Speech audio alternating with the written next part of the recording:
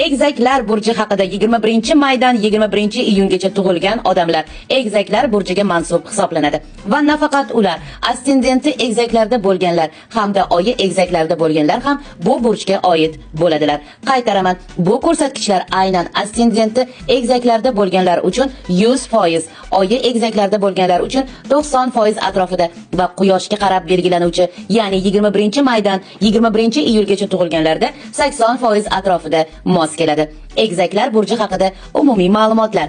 Egizaklar 3-burj hisoblanadi. Vedic astrologik ismi Midxunadir. U Merkuriy sayyorasi tomonidan boshqariladi. Ya'ni to'g'rirog'i, Merkuriy sayyorasini ham boshqaruvchisi Budha tomonidan boshqariladi. Bu burj muloqot, bilim, fikrlash va moslashuvchanlikni ifodalaydi. Xarakter xususiyatlari: intellektual va muloqotga moyil. Egizaklar aqliy va so'zma-so'z faol bo'lib, muloqot qilishni yaxshi ko'radilar. Ular har doim yangi bilim va ma'lumotlarni o'rganishga intiladilar. Moslashuvchan va tezkor. Ularning fikrlari va kayfiyatlari tez o'zgaradi. Ular har xil vaziyatlarga tez moslasha oladi. Ijtimoiy va do'stona. Egizaklar ko'p odamlar bilan oson muloqot qiladi. Do'stlar orttirish va yangi insonlar bilan tanishishni yaxshi ko'radilar. Ko'p qirralik. Ular bir vaqtda bir necha faoliyat bilan shug'ullanishga qodirdirlar, lekin ba'zan diqqatlarini jamlashda qiynalishlari mumkindir. Noyob qaror qabul qilish qobiliyatlari bor. Yangi fikrlarni tez tahlil qilib, eng yaxshi qarorni topishga harakat qiladilar. Kuchli tomonlari: yaxshi muloqotchi va do'st, yangi bilim va tajribaga ochiq, tez fikrlash va yangi imkoniyatlarni ko'ra olish, ko'p qirrali va ko'p qirralikda ishlashga qobiliyatli, ijtimoiy muvaffaqiyatga erishish. Zaif tomonlari: tez charchash va diqqatni jamlashga qiyinchilik, bir narsadan ikkinchisiga tez o'tish, loyihalarni tugatmaslik, ba'zida yuzaki bo'lishi va yuzaki tushunishga moyillik, qattiq stress ostida noaniqlik va tashvish paydo bo'lishi mumkindir. Egizaklar Merkuriy sayyorasi, ya'ni Budha tomonidan boshqarilganligini ta'sirida u bilim, muloqot va tahliliy fikrlashni ifodalaydi.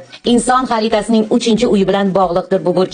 Bu kommunikatsiya, qisqa masofali sayohatlar va o'rganishga, o'qishga taalluqlidir.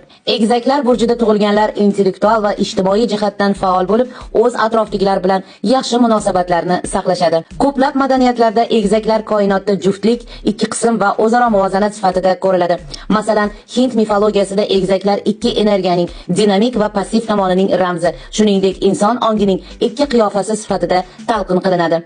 Egizaklar koinotda o'zaro mustahkam rishtalar va muvozanat ramzi sifatida qadimiy mifologiyalarda uzluksiz do'stlik va hamkorlik belgilari holda yulduzlar orasidagi o'z joyini topganini aytadi. Egizaklar koinotda ikki qarama-qarshi kuch, harakat va nafislik, yorug'lik va soyalar, yaxshi va yomon kabi dualizmni ifodalaydi.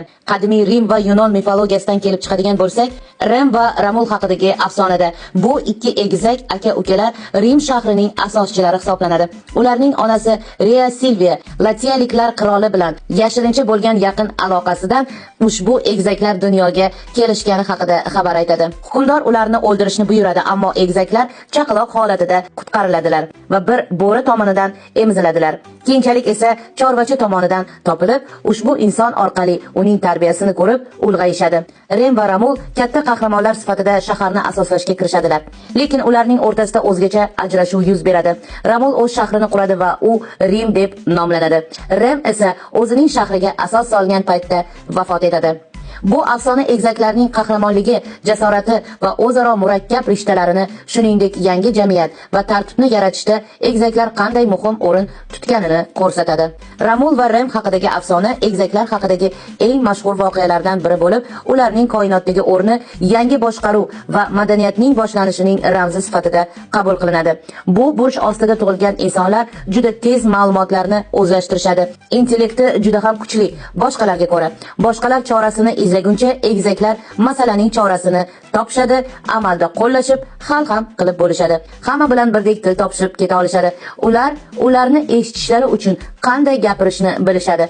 Maftunkor shaxslar og'ir vaziyatlardan chora topib chiqib ketishni bilishadi. Egizaklar juda ham qiziquvchanlardir. Любопытный deymiz rus tilida. Ularni hamma va hamma narsa qiziqtiradi. Ularga doimo xabarlar va harakat zarur va ularga xosdir. Ular ekstravertlar. Ularda doimo har sohadan tanish topiladi. Mabodo ro'yxatida bo'lmay qolsa ham albatta topib ro'yxatiga kiritib qo'yishadi va tezdirlar. Ularda his qilish qobiliyati kuchli. Egizaklar qanday sevishadi desangiz, egizaklar har gal xuddi oxirgi marta sevgandek sevadilar. Borini berishga tayyor holda. Juda yengil odamlar, qiziqarli insonlar. Har maqomda bir shingildirlar. Hazilga moyilliklari katta. Albatta, axir ularga asosiy energiyasini yetkazib beruvchi bu Budhaning o'zidir. Budhaning hazillari esa olamlar ichra birinchi o'rinda turadi axir. Shuning uchun egizaklarda kuldirish, hazil qilish qobiliyati kuchlidir. Ular har qanday kompaniyaning yuragidir, markazidadirlar. Shuningdek, ularni xafa qilganlarni aslo unutishmaydi. Ikkilanish esa juda ham ko'p miqdorda. Aytaman ham, qaytaman ham, bir qarasa xohlayman, bir qarasa nima keragi bor deb qoluvchi. Ular ob-havodek tez o'zgarib turishadi, ammo yordamga doim qo'l cho'zuvchilardir.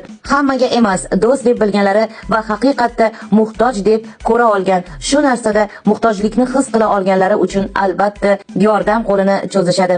Ular sovg'a qilishni juda ham yaxshi ko'rishadi. Ekstravagantlar, ammo yonidagini tinglashni bilishadi.